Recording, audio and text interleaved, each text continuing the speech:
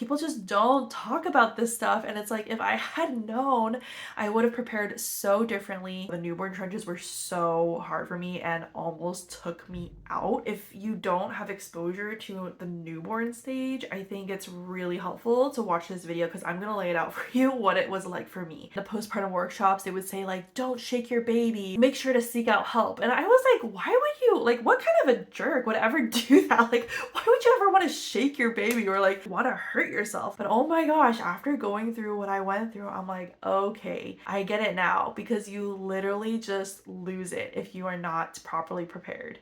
I'm 11 weeks postpartum with my first baby, and this is what I wish I had known before going into all of this. I feel like there's so much emphasis and talk with how to prepare for pregnancy and your labor and delivery and kind of postpartum, but people don't talk about the in-depth details of like what that really looks like. I took a lot of workshops and classes on all of these things, and I was like, okay, cool, like we know enough, let's not overwhelm ourselves. I'm just gonna go with the flow and it'll all work out fine because they say to trust your mom gut and you know what's best for your baby, right? So I've never heard the reality before becoming a mom myself of the first weeks, especially. You know, when you see people with their babies, there's a reason why those people are in public because they're not dying at home. You know, the first few weeks, I remember being like, I can't even imagine taking my newborn to places without feeling constantly nervous and paranoid that she's gonna scream all of a sudden or just be inconsolable. You know, there was just so many things that caught me off guard, totally blindsided coming into all of this, and I've been reflecting a lot about it. You can watch my other videos in this series where I'm sharing bits and pieces, because honestly, like, my brain is still kind of foggy. I mean, they say mom brain is really a real thing scientifically, so I'm sure even in this video I'm gonna leave out a bunch of details. I'm sure I did take notes, so if I look here, it's because I'm looking at my notes, because without notes I'm gonna go everywhere. I wanted to share the behind the scenes, okay, behind the social media highlights reel of what the first week is like, because I have read so many other stories from new moms, especially like people who have never had experience with babies such as me,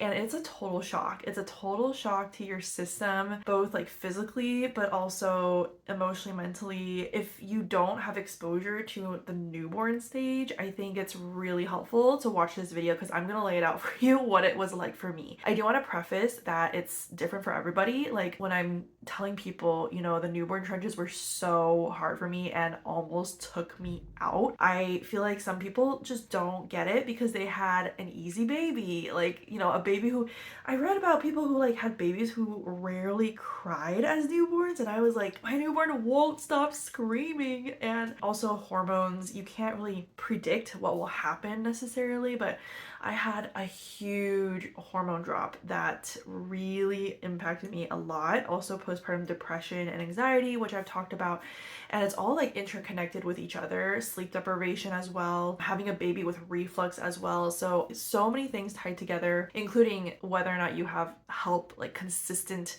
at home help also makes a big difference. I just want to put that out there because I don't want to scare anyone and be like, oh my gosh, I'm in for like a terrible time, because not everybody has the same experience. It varies for everyone, but also I'm gonna definitely include like tips in this video of like what I would do differently, like what I would do if I could go back and talk to my past self, because I just had no idea. Like, I wish someone had told me. So I'm gonna do this, tell you about my experience, and also tell you what I would have done differently. Don't feel like you have to do all of it. I'll just explain why I give these tips, okay? A lot of people feel really overwhelmed with like all the baby and pregnancy and birth and postpartum tips and advice already online. I totally get it. But that's why the goal of this video is not to be like, you need to do all this stuff. It's really just to share my candid experience in a real way that I want to say like pops the bubble of what you see on social media, where everyone wants to share their adorable baby pictures, including myself, right? It's like very natural to be like, oh my gosh, like these moments are so precious and you just want to share them and post them. It's really hard and almost impossible, I would say, because like if your baby's crying a lot and you're in crisis mode, you're like sleep deprived, you're miserable, like who's gonna take pictures of those moments and post them on the internet? Like, you're in crisis mode trying to survive. As soon as you give birth, the baby is out, right? And so for me, I remember feeling so kind of out of body a little bit, like, I cannot believe what I just did. I did an unmedicated hospital birth. In that moment when I heard my baby's cry and they carried my baby, put my baby on my chest, I was just like kind of in shock. Like, what just happened? You just went through literally the hardest thing you've ever done, especially if you do it unmedicated. You can't, like, there's a point where you're like, I don't know if I could do this. And I had heard so many moms talk about that. I'll do a separate video on my birth and kind of walking through the details of that, because for anyone else who's interested in doing an unmedicated birth for any reason. And once she's out, I just kind of was in shock. Like, I can't believe I just did that.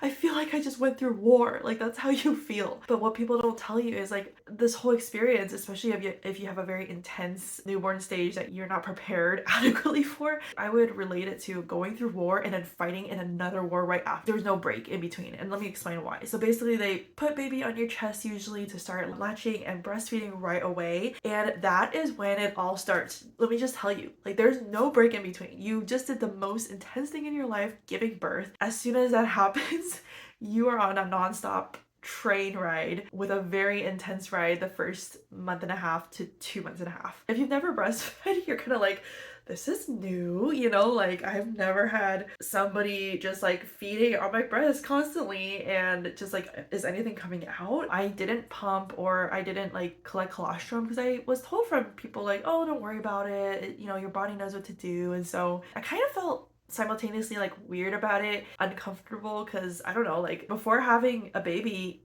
you're not naturally like comfortable like just popping your breast out for everyone to see. But secondly, I didn't think I would need to pump or produce colostrum.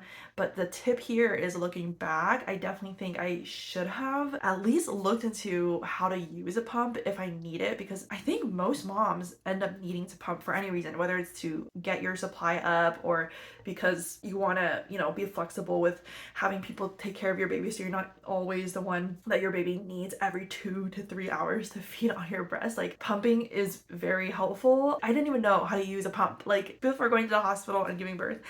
I had a pump, but I just got it because I heard every mom has one. So I didn't even know how to use a lot of like the breastfeeding tools because I just assumed I would exclusively breastfeed because it seems easy. Everybody talks about how great it is. So, and you just see moms out in public breastfeeding. So that's what I'm going to do. I did a separate video if you want to go and watch that, describing and explaining why this did not work out the way that I thought. TLDR, basically breastfeeding is very complicated and challenging, not easy at all. I was also super anxious because again, this is my first baby. I did not grow up around babies. This whole experience has made me realize I was scared of babies. Like, when I would have like friends or people around holding a baby, I'd be like, oh, so cute, but like kind of like keep a distance. I don't know if anyone else can relate. Like, you just kind of keep your distance because you don't want to like make the baby cry or like have the baby like not like you and turn away from you. It kind of like triggers its subconscious insecurity of like, why doesn't the baby like me, you know? So I did not grow up around babies. I never really saw people how they really took care of babies besides little glimpses here and there. But again, usually those people who have their baby around other people, the baby has already matured to a point or has a temperament that is calm enough where it's manageable to be around people. When babies are not like that, like they have a very difficult temperament or colicky, which is a term for like they cry a lot, like excessively, and it's really hard to even explain why. Like, there's different reasons, and that was my baby the first, basically up until the 10-week mark, 10 and a half week mark. She was really, really hard to manage and like take in public and be around. Like, I was always so nervous and gonna have a mental breakdown every time. Obviously, like having a baby, you're like, oh my gosh, this is such an important job. Like, I'm a mom, this baby is depending on me to keep her alive. Just imagine you are assigned like a really important job and you have no prior experience in that job, but suddenly you're just thrown into it. Like, of course you'd be nervous about like, wait, what do I do? And again, like my husband and I took baby classes, like baby care, baby development, baby first aid, baby sleep, like all these classes, but it's totally different absorbing information online or from even hearing from other parents versus actually in reality having your own baby or witnessing people actually do it. It's kind of like, you could hear someone talk about a workout, do this many burpees, this many sit-ups, this many laps around the track, and you're like, okay, cool. Sounds easy enough, right? But it's not until you actually do it where you're like, wait, this is hard. Like, especially if imagine you've never worked out before, you don't have good form, you've never seen anyone actually do all these exercises. So yeah, that's how I felt going into it, was like, wait, I have zero idea. Everything just flew out the window, like in my head, because it's not like a textbook class, like taking care of a newborn and becoming a parent. It's not something that taking classes will teach you. What I think is most helpful, and I'll talk more specifically about my biggest tip at the end of this video, so do not miss that big tip, because oh my goodness, I wish I did this. But get more exposure to babies, like hang out with people with babies, observe them, kind of learn, ask questions. Just think of yourself like a student or like an intern at any job. Like, ask questions to learn about the job. Don't just like observe someone doing the job and then assume that you're learning by just seeing what they're doing. Like, it's not that simple and straightforward. So that's what I would do. But yeah, because I was so anxious, I also wasn't sleeping. I was also on this like emotional high because I had just done the greatest thing I've ever done. So it's very typical for hormones. You do get to a hormonal high around day 1, day 2, and then day 3 is when it has this drastic drop, because over the course of 9 months of pregnancy, your hormones build and build, and then all of a sudden they do this huge vertical drop, and that, my friends, is wow. I was not prepared mentally for that. So yeah, day 1, I was like an emotional high. I was like, oh my gosh, this is so great. Our baby's here. Of course, I'm a little tired from like all the pushing and like, all the birth stuff, but this is great. We got this. And I was like texting friends, like messaging them in a great mood. I was like, this is great. Oh my gosh, the worst is over. I was wrong. That night, interesting comment from one of the nurses. This is something that I didn't know. Maybe I had learned it, but again, it just like went out my brain, because like when I took all the classes, it was just like a fire hose of information. So being in the moment, you kind of just like forget everything. It's a little bit similar to like when you take an orientation before you start a job, and then they just throw all the information at you and you're like, okay, yeah, I guess I understand, like this is helpful information, I guess, but you don't really absorb the information. And then until like a few months into your job, you look back at your notes and you're like, oh, this makes sense. This makes a lot more sense now. So the nurse came in and was like, asked me like, oh, how are you sleeping? And I'm like, oh, not really. Like, I'm just staying up to keep the baby awake because my husband's sleeping. I don't want him to burn out, because I thought my husband needed more sleep than I did. Big mistake. But yeah, I was just like, oh, my husband's like taking care of so many things, so I just want him to sleep, and I'm holding my baby so she can sleep, because she's not sleeping in her bassinet. She keeps crying. And so anyway, the nurse, I remember, gave me a kind of a funny reaction, kind of a funny look, and then she also was like, well, you better get in that sleep because cluster feeding. And I remember when she said that, I was like, yeah, I do remember learning vaguely about cluster feeding, but I didn't know that it would start basically right away. Like day 2 or night number 2, cluster feeding starts, which is like every 30 minutes, 15 minutes, like who knows, it could be very frequent. But basically, typically you're feeding your baby every 2 to 3-ish hours up until around the 4 months mark. So 4 months every single day around the clock, except for during the night when they regain their birth weight. And usually, within a few weeks, you can kind of get some longer stretches for babies. It really varies per baby. They need to feed and eat somehow, whether it's breastfeeding, bottle feeding, whatever it is, every 2 to 3 hours. But cluster feeding it could be anywhere between 30 minutes, 15 minutes, like it could be whatever. And so yeah, they get hungry a lot more easily and quickly. And I remember being very confused about that, because the second day I was like, why is my baby like always hungry? Like, she's just always crying. So I guess it's cluster feeding, right? But that was like the same case the entire week. It wasn't until later on that I learned I was undersupplying and my baby had just been constantly hungry. And this is actually very common. So this is the second, or I guess one of the other things I want to mention, is cluster feeding is definitely a thing, but also undersupplying is also a thing. And it's very common. And I think people don't talk about it because there's probably some shame and stigma about it. So yeah, the nurse, when she came in and said, you better sleep now before cluster feeding, I just was totally caught off guard about what that meant, did not really know. And I kind of just like chuckled and laughed, but didn't know what she meant. But looking back, what I would have done is I would have had a plan beforehand, before delivering and going into labor and delivery with my husband about sleep shifts, because sleep, I just didn't even realize how important and powerful it is to get enough sleep. My OBGYN told me this at the 6-week follow-up appointment, which I'm like, why didn't you tell me this sooner? She said adults need 4 hours of uninterrupted sleep to function. When you hear about sleep deprived new parents, normally like you just think, oh yeah, like they're just really tired. No, they probably slept only 2 hours last night or 1 hour. For me, I think I had slept 3 hours that whole first week, 3 or 4 hours. And I don't know, and it's broken up too. So I would have had a sleep plan and taken it seriously, because without sleep, I literally lost my mind. I was like on the brink of mental insanity. I could feel my body breaking down.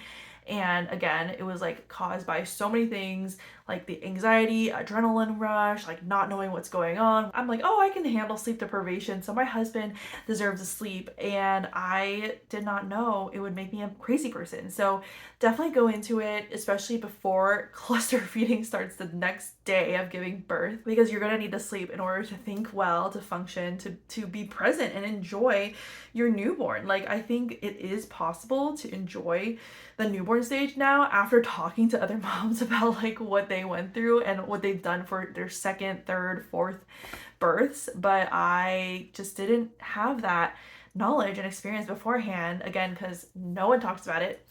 So this is why I'm doing this video, to help you avoid the trauma that so many moms go through because of ignorance. Day 2 to 3, maybe 4-ish, your milk starts to come in. So before that is your colostrum, right? Like day 1, day 2, your colostrum is slowly coming in usually. And yeah, I didn't even know like was anything coming out, so I had to ask one of the lactation consultant nurses at the hospital to like help me see. And the way that she like hand expressed, because I've read, again, this is the difference between like learning information versus actually having someone show you and help you. My OB had given me like printed out instructions about how to hand express if I want to start collecting colostrum, but I read it, I tried it, didn't work. Turns out when the lactation consultant nurse did it for me on my breast, she pressed so much harder than I had pressed, and I actually saw colostrum coming out. And I was like, oh, this is how hard you need to press to hand express, because every time I tried at home just to see, you know, if anything's coming out, nothing came out because I wasn't pressing hard enough in the right way. So the tip here is to practice at home. If nothing is happening before you give birth, definitely find someone like a lactation consultant or even another mom, a mom friend, to show you how to do it. Again, no one talks about how common this is. I only later, much later, learned that this is very common. And so I definitely felt very guilty at first when I found out I had been undersupplying after our pediatrician appointment that first week. When we had left the hospital, when they discharged us on day 3, the morning of, I remember them telling us, oh, your baby lost some weight. So that's just something to keep an eye on. You know, it's not a concern right now, but definitely will become a concern if that continues happening to like whatever percentage. I don't even remember. Like all the information they give you at the hospital, by the way, like I don't know how they expect you to remember, because your brain is just like, what's going on? You're so overwhelmed. You can't process what just happened and you're not sleeping. So I don't know how they expect you to remember all that information. They gave us packets of information, and I just remember being like, I don't even know what day it is. Like I don't know how to absorb any of this or retain any of this information. So my tip for the undersupplying is basically to know, first of all, that it is common, and second of all, to plan, again, if that happens, what are you going to do? Like, what will you choose to do? Are you okay with giving formula, with supplementing with formula? Do you want to consider exclusively formula feeding after actually knowing how difficult breastfeeding is? Because I will be honest, for me, I was like, why do people exclusively formula feed? Like, do they just not want to put in the work? Like, I was so judgmental because I didn't know what it was really like. And now here I am exclusively formula feeding because I almost died that first week trying to do triple feeding. And I talk about that in one of my other videos about breastfeeding. So have a plan in place, you know, do your research, talk to other mom friends, really find out the reality of what feeding is like and the challenges, pros and cons, but also the challenges of breastfeeding, even bottle feeding or pumping, triple feeding.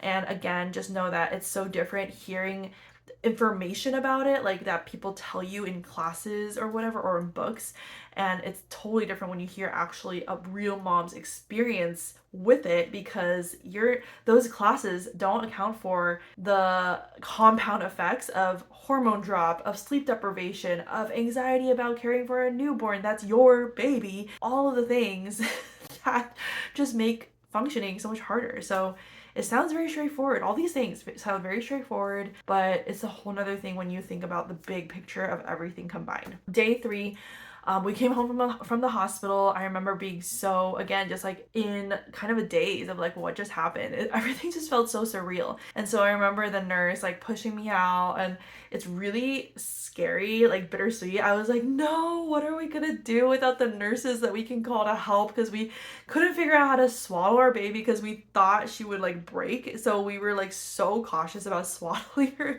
Looking back, I was like, oh wow, we could have done it a lot like stronger and firmer, because that's what the nurses did. But both me and my husband were like, how do we do this swaddling? It doesn't work, because we were just being so like cautious, overly cautious. The nurse pushed me out on a wheelchair with holding my baby, and I remember being like so like at a loss of like, oh my gosh, wait, what are we doing? Like, how are we gonna do this? Okay, I guess we're on our own now. Even loading my baby into the car seat, I was like, can you show me how to do this? Because no one had shown me. Like, I had seen a video maybe like once or twice, but who's gonna remember that when you're in the middle of everything, right? So she helped show me like how to load my baby in the car seat and buckle her in. I had never seen how to use my car seat until that point. Yeah, it was just like so overwhelming all at once.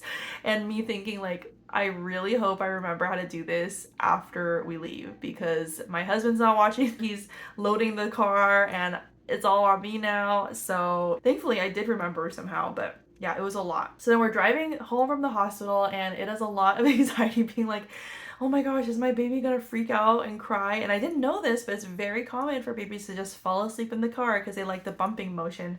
So we were trying to be like super quiet and cautious. We didn't have to, because she would have just slept through it looking back. But yeah, we were like very nervous about like sudden jolts or movements or noises like waking her up, when actually, especially if they're newborns and they're not aware of anything going on, they will probably sleep on the way home because of the bumping motion. Day 3 is when most people, from what I've heard, are just totally caught off guard by what happens. I was just not prepared, and I just wish someone had told me the extent of what happens, because again, I took these postpartum workshops talking about baby blues, postpartum depression, anxiety, and like all these emotions, and I'm like, nothing I haven't handled before. Like, I've had depression in the past, I've felt, you know, emotional highs and lows and panic attacks, like I'll get over it.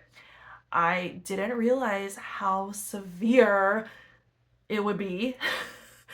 Oh my gosh, I'm getting like a little bit PTSD talking about this, but yeah, baby blues is not a harmless term.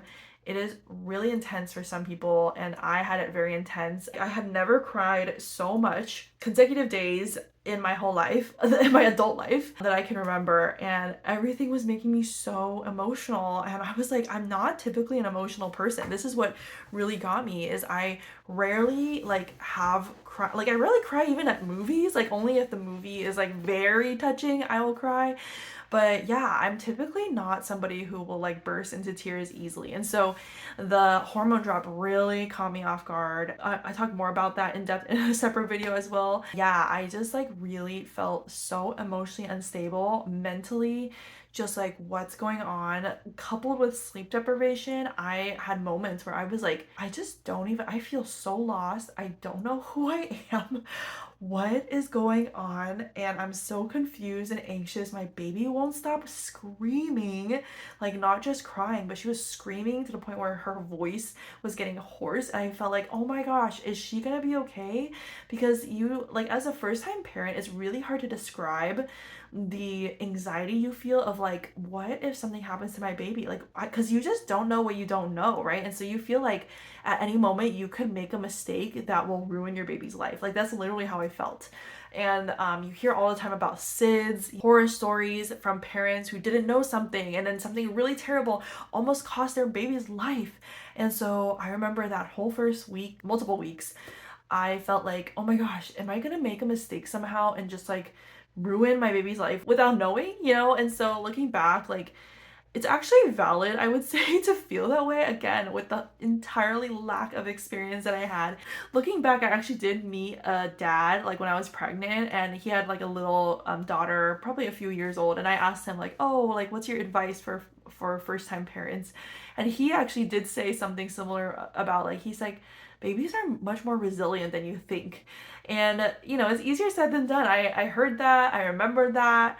I even remember that like when I was freshly postpartum, but when you're actually in it, you're like, no, like I don't disregard that advice because I need to make sure I don't break my baby, even putting on changing her clothes, like her little fingers, are we gonna break her? Or doing the burp, with her sitting up, like both me and my husband were like, are we choking her? Like every little thing, we were like, what if she stops breathing? What if she like this or that? And it's so funny because as a first time parent, it feels like those questions and concerns are really valid. I think what really helps again is getting exposure, is getting around babies and especially newborns to actually see like, oh, this won't kill them, this won't ruin their lives, these little things, not a big deal, they're going to survive it. Okay, now this is something that I do not hear people talk about, and it's one of my biggest tips now after being on the other side, going through the mess that was the first few weeks, and also talking to other first time or experienced parents. So for us, right, we have had friends who've had babies, and we see that they set up a meal train, or what we set up was called a give in kind, which is like a way that people can sign up to help deliver food or meals, drop off food, get gift cards for you, or even come sign up to help out with stuff. And that is all great. That's better than nothing, I will say. We did that because we had heard and seen from other parents that's what is usually best practice, at least for the first month or so. But what I would do differently is I would recruit, ideally, someone to be here and stay with us, like from our family or like a really close friend, like whatever it looks like, or hire a postpartum doula or a nanny, even though it's a big investment, but it makes all the difference. And the reason why is because when you have a meal train or a given kind or any kind of system where people sign up to do stuff, you need to also be doing the work to coordinate like how they'll find your place, like what time can they drop things off, like, or if they do drop things off, then you feel like your whole place is getting cluttered and you don't have the mental space to even think clearly about how to organize things, to declutter, or to wash dishes, or to assemble meals if people drop off food but they're like in separate packages. And like even assembling meals is like, it sounds weird to say, but it was so hard for me to even heat up meals the first few weeks because I just was not in my mind. Like my mind was completely gone from not sleeping. My husband did the best he could, but he was juggling all this other stuff as well. His gift, his strength is not in maximizing the food and ingredients and knowing how to combine them in a way that maximizes them without them going bad. So I was feeling so much pressure to like be able to do all that while also like recovering. Here's the thing that people don't say as well is actually you can feel physically good without realizing that your mental and emotional well-being depends on your physical rest.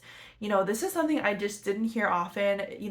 They talk about you need to recover, you need to rest. That's the thing is I actually felt pretty good physically. Like my physical recovery, personally for me, thankfully hasn't been bad at all. And I recovered relatively like quickly, I would say. I did feel like achy and tired and not as able to do things like the first few days, especially first week, but I didn't realize that mentally I needed to rest my physical body to sleep to be more mentally functioning and able to think clearly therefore to tend to my baby better and to tend to myself better and to be able to think straight rather than thinking to myself, oh, because I feel physically okay, which also is due to a lot of the adrenaline rush, I am fine to do these chores and just all these things that looking back, I should have just let all of that go and just rested. You know, I actually had planned to follow the 555 rule,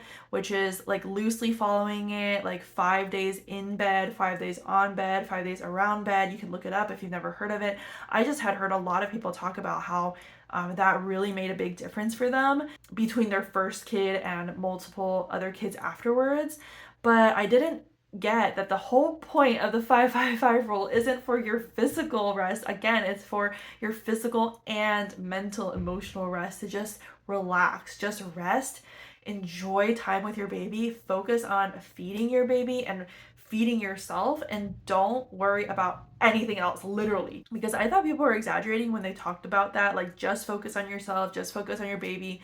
But yeah, I didn't understand that it's literally like that is all that you need to do and let other people take care of the rest.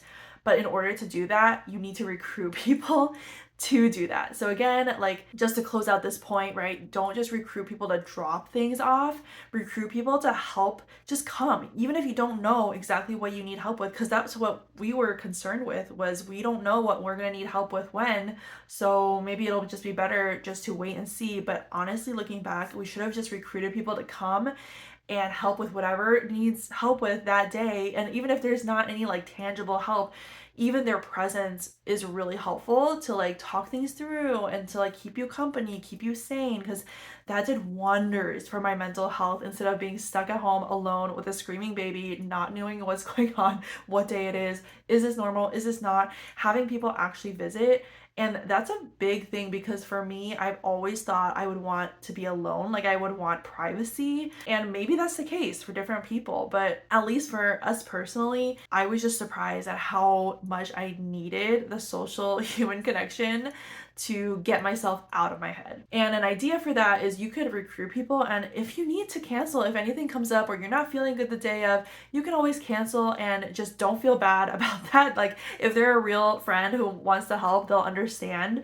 But it's better to have people lined up to come and help with things, whether it's dishes, laundry, chores, organizing, prepping food, cooking, whatever it is, rather than not having them at all. But I do think the ideal scenario is having a family member or two just stay with you or stay nearby for at least a month, ideally 2 months, because I would say for most babies, it gets a lot better after 2.5 months when you're coming near the 3 month mark. And I also did another video about how that happened for us as well. But yeah, just come in knowing that newborns have an underdeveloped nervous system and digestive system, which means they're super gassy. They're crying a lot because of their gas that's trapped, or I mean, it's different for every baby, but our newborn had a poop every feed. She had a huge poop every feed and it was a mess to deal with and very confusing, but also was causing some irritation and rashes we were concerned about and potential yeast infections. And she was crying a lot because of all that. And we were like just learning all this on the way. I might do a separate video just about the yeast infection because we had no idea that was even a thing. No one had told us about it. And then nervous system wise, you know, they freak out about every single thing. So they're going to be screaming, crying, and you're trying to figure out what's causing it. And again, every baby is different, but our baby was always so stressed and I felt so bad. I was like, why is she always so tense and stressed? Like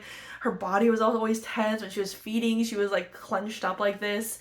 Her fists were always really tight, which is normal to an extent, but for her, she was just like very like tense. And we're just around the clock trying to soothe her, trying everything, but every wake window was just so stressful. We're just trying to figure out why she keeps crying nonstop. And there were so many things contributing to it. But I would say a large part of it for us really was the reflux on top of so many other things. I might do a separate video too, just talking about even the crying and like how we dealt with that, because that's a whole nother thing contributing to how hard it is to think straight and not have anxiety when your baby's always crying. Especially as the mom, your hormones are actually linked to your baby and you're biologically triggered to feel stressed when your baby is crying, versus for dads, for guys, it's not the same way. So they're able to be much more calm. But I remember, especially the first few weeks, being so set off every time my baby was crying because I was like, oh my gosh, like, what do we do? And freaking out, not knowing how to stop her crying, and reading these things online about like, oh, make sure to do these developmental activities. And I was like, when is there ever time to do developmental activities when I'm literally dying and my baby won't stop crying? And by the time we figure things out, it's already time for her next nap or for her next feed, and she totally skipped her nap.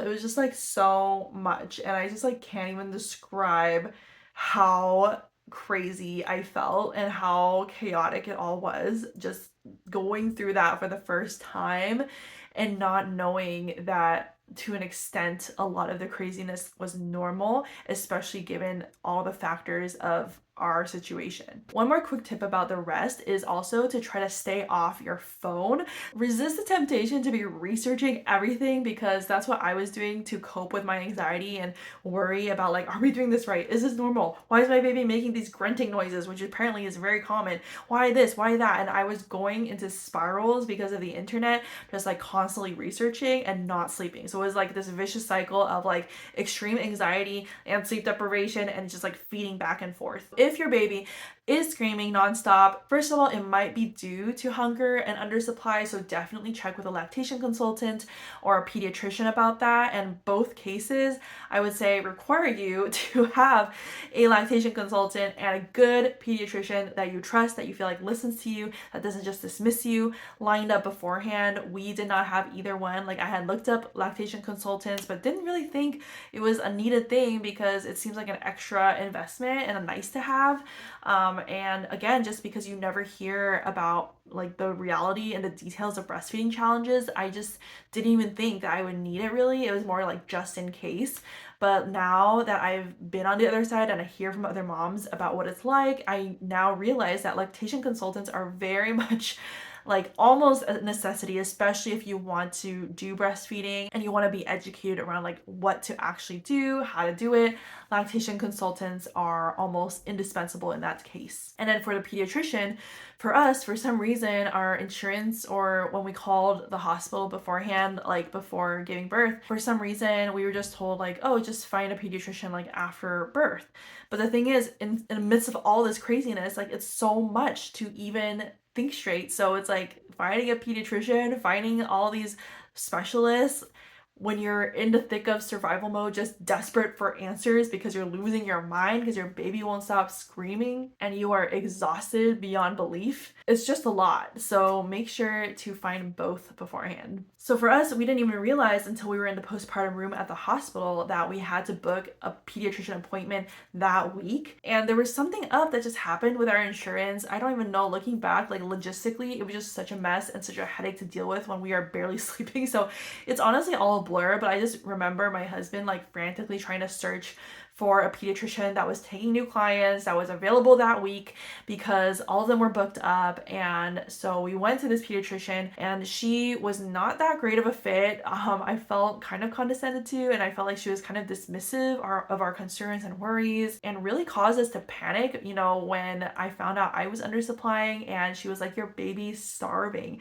And that just like sent me in a spiral, and I really was panicking because I was like, oh my gosh, my baby is losing weight. And you're just like in this mode of like pure delirium and panic and guilt of feeling like, what if my baby is like malnourished because of me? So for us, I told my husband, I want to find a new pediatrician.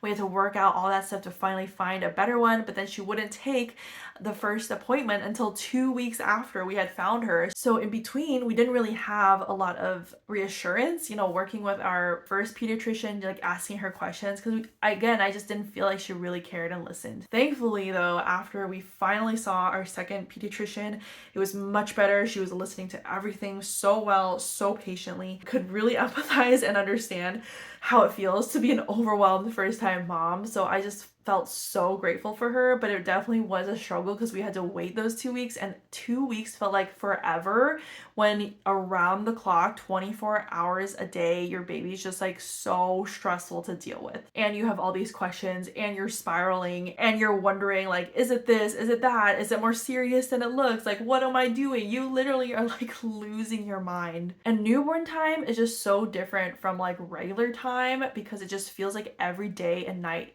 is forever, especially when you're in the thick of it. And I'll talk about reflux in a separate video, but that was definitely something that almost took me out. All right, so that was pretty much the first week. I hope this doesn't scare anyone because, again, it's not like it's gonna happen like this to everyone. Everyone's different.